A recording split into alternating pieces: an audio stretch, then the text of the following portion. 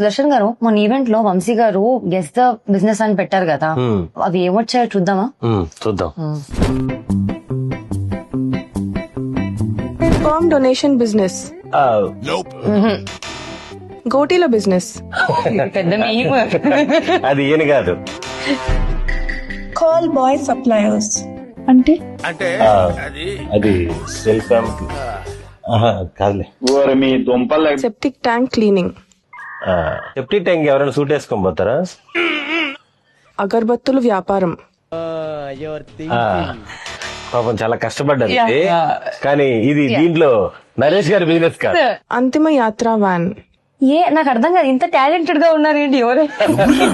ఇన్ని ఆప్షన్లు. No sir, not that.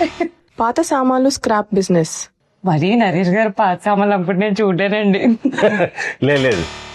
Local cable business, local cable కాదు, ఇంటర్నేషనల్. ఇంకొంచెం పెద్దగా ఆలోచించాలి. బ్లూ డ్రమ్ బిజినెస్, కాదు.